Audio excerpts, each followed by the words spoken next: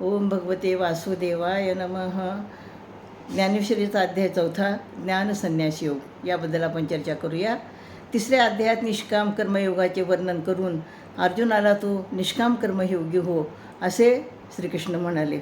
तर वेदालाही न कळणारा मायातीत परमात्मा सगुण स्वरूपामध्ये अर्जुनाला प्रत्यक्ष ज्ञान देतो म्हणजे अर्जुन किती भाग्यशाली आहे असं ज्ञानेश्वर माऊली म्हणतात.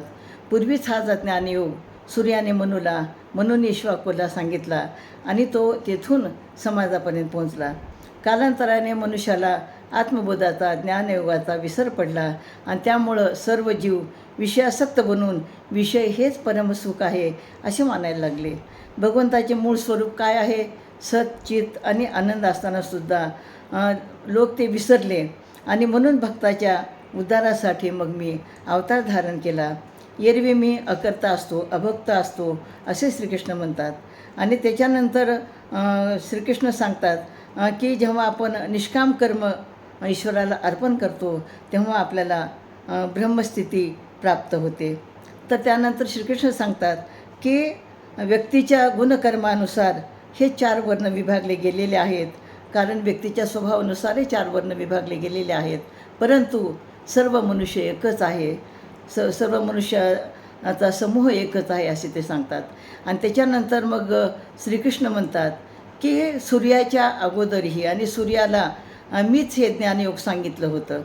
तर त्यावेळेस अर्जुन असं म्हणतात की सूर्य तर किती अगोदरचा आहे, तू तर आत्ता जन्माला आले आहेस, मग तू सूर्याला हे ज्ञान सांगितलं हे कसं काय मान्य करायचं? त्यावेळेस श्रीकृष्ण म्हणतात, अरे अर्जुना, म्हणजे माझे असे अनेक अवतार झालेले आहेत ते मला लक्षात आहेत आणि तूसुद्धा अनेक वेळेस जन्म तुझा झालेला आहे पण ते तुला आठवत नाही. आणि म्हणून हा जो कर्मयोग आहे सूर्याला मीच सांगितलेला आहे. आणि म्हणून मला माझे सर्व अवतार आठवतात पण तुला आठवत नाही. पण आपण आपल्या स्वतःला आरशात पाहतो आणि त्यावेळेस असं वाटतं की समोर आरशामध्ये दुसरा व्यक्ती आहे, परंतु प्रत्यक्षात तो व्यक्ती नसून ते प्रतिबिंब असतं. आणि म्हणून केवळ विशिष्ट कार्यासाठी मी रूप धारण करत असतो, म्हणजे अवतार घेत असतो. म्हणजे ज्या ठिकाणी म्हणजे यदा यदा हि धर्मस्य ग्लानिर्भवतु भारतः, म्हणजे ज्या वेळेस मनुष्य स्वधर्म विसरतो, अधर्म वाढवू लागतो, तेव्हा मी माझे रूप प्रकट करतो. आणि सज्जनाच्या रक्षणासाठी आणि दुष्टाच्या निर्धारणासाठी प्रत्येक युगामध्ये मी अवतार घेत असतो, मी जन्म घेत असतो असे ते म्हणतात. आणि म्हणून अपेक्षेप्रमाणे इच्छित फळ मिळवण्यासाठी देवाची उपासना केल्यानंतर ते फळ मिळते, मात्र कर्मामुळं ते फळ मिळत असते. आणि म्हणून श्रीकृष्ण पुढं म्हणतात की हे जे तुम्हाला जे फळ मिळतं ते कर्मामुळंच मिळत असतं. आणि म्हणून ब्रह्मदेवाने जे सांगितलं की तुम्ही व्रतवैकल्य नाही केलं तरी चालेल, पूजापाठ नाही केलं तरी चालेल, तीर्थयात्रा नाही केली तरी चालेल, पण स्वधर्म पाळणं, स्वतःचं कर्म करणं हे आवश्यक आहे. पण कर्म केल्यानंतर तुमच्या मनामध्ये मी केलं अशा प्रकारचा अहंकार असायला नको आहे. आणि म्हणून या ठिकाणी ज्ञानेश्वर माऊलीने सुंदर उदाहरण दिलेले आहे. म्हणजे सूर्य पूर्वेला उगवतो, पश्चिमेला मावळतो, परंतु सूर्य इकडून तिकडे जातो का? पृथ्वी फिरत असते आणि पण सूर्य एकाच जागी असतो. म्हणजे सृष्टी आपलं आपलं कर्म करत असते. म्हणजे सूर्य मावळणं किंवा सूर्यास्त होणं हे निसर्गाचा नियम आहे, पृथ्वीचा नियम आहे. आणि म्हणून श्रीकृष्ण या ठिकाणी म्हणतात की कधी मनुष्य जेव्हा ज्ञान मिळतं त्याला, तर तो अर्धवट ज्ञान जर मिळालं असेल तर तो गर्विष्ठ होतो. खरं खोटं काय, योग्य अयोग्य काय याचा फरकही त्याला कळत नाही. आणि खऱ्या गोष्टी सांगितलं, सत्य सांगितलं तरी अशा गर्विष्ठ माणसाला पटत नाही. गर्विष्ठ माणूस हा म्हणजे आपल्या मनासारखंच वागत असतो. तर मनुष्याच्या मनामध्ये जर संशय निर्माण झाला तर संशय निर्माण झाल्यानंतरही त्या ज्ञानाबद्दल म्हणजे त्याच्या मनामध्ये विश्वास राहत नाही. आणि म्हणून आपल्या मनामधला संशय दूर करण्यासाठी आपण संत सज्जन विद्वान लोकांच्या सहवासामध्ये राहावं असं म्हणतात. आणि ज्ञान प्राप्त झाल्यानंतर गर्व नसावा.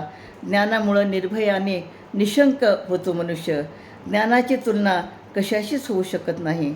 हे सांगताना माऊली म्हणतात की सूर्याची तुलना ताऱ्याशी होऊ शकत नाही, अमृताची तुलना अमृताशीच होऊ शकते आणि म्हणून ज्ञानाची तुलना ही ज्ञानाशीच होत असते. म्हणून ज्ञान प्राप्त झाल्यानंतर मनाला शांती मिळते आणि शांतीचा अनुभव मिळत असतो.